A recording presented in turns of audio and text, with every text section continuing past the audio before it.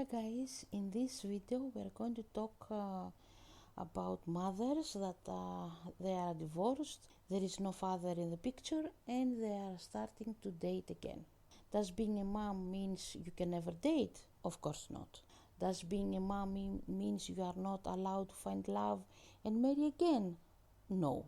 But you are a mom, and that means you cannot act like all the other women out there that they are dating. You have a kid to protect, so you have to do things a little different. In my opinions, there are some no to do things, and those things are the ones that I'm going to talk to you about. What makes me an expert to tell you what to do? Nothing. I was once a kid that my mom dated a lot, and she chose not so safe men to be around.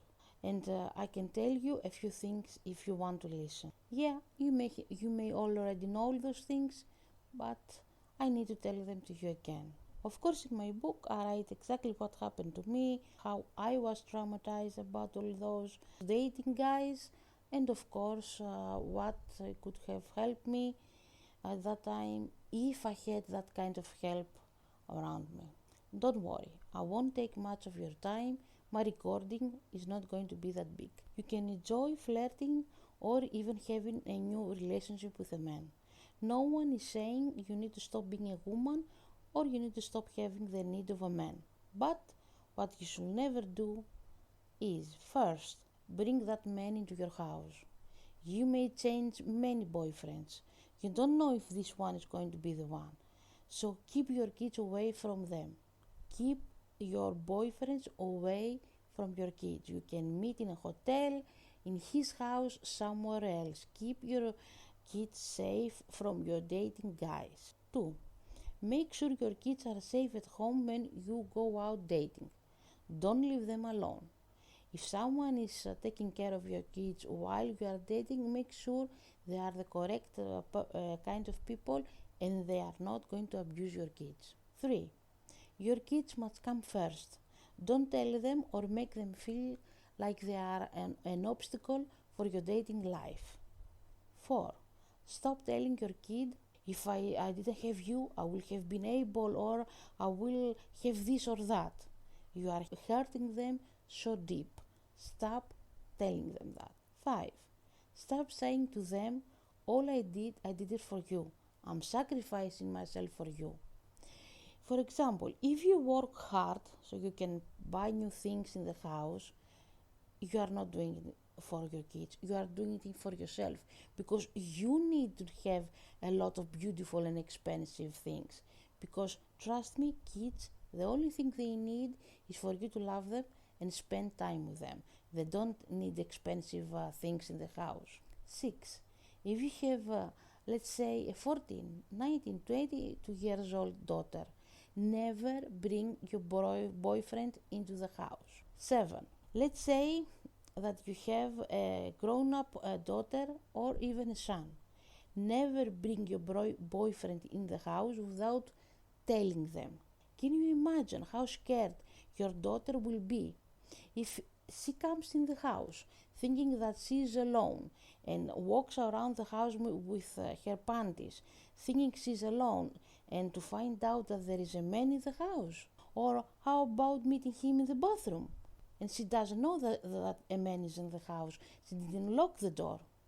Or that she goes to sleep, your door is closed, she doesn't know you have a man in the house, she doesn't lock her door, and while she's sleeping, that man can wake up, you are sleeping, and he can go into your kids' bedroom and do nasty things on your kids. So never ever bring a man in the house without telling your kids that there is someone strange in the house, some stranger. That applies in any age of your kids. 8. If he tells you to bring your kid to his house and he is persistent in that, that's a red flag. He is doing something to your kid or he is going to do something to your kid. 9. If your kid tells you that he or she doesn't want your guy to come to the house or to be left alone with your guy, that's a red flag. You have to listen to your kid. 10. If your kid is crying and begging you not to take him or her into his house, that's a huge red flag. Don't let your feelings for that guy make you ruin or traumatize your kid. Listen to your kid. 11. Use hidden cameras in your house. Hide them very well so he will never find them. If you don't believe he is a bad man, or if you are too blind because you love him, or you don't want to understand why it's dangerous to put a man into your house when you are having kids, please at least do that. Put hidden cameras all over the house so you can have evidence of what is happening if he does something, so you can go to the police and you can see the abuse when it's happened, and it won't going to happen many times, so you can stop it before it's too long. That way you can see if you are in another room what he's doing with your kid. If you sleep, if he's going in secretly into your kid's bedroom. You are going to see what he's doing with your kids when you are not in the house. So please, at least try and do that. Act smart and make sure your kids are safe. 12. If you always get crazy with men, you get over your head, you always think that he is the one, you always get easy in love with guys.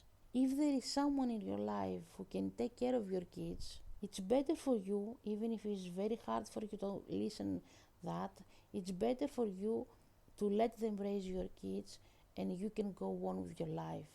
It's better do that than traumatize in any way your kids from what your boyfriend could do to them. That's it. Short as possible, as I promised you it will be. Thank you for listening to me.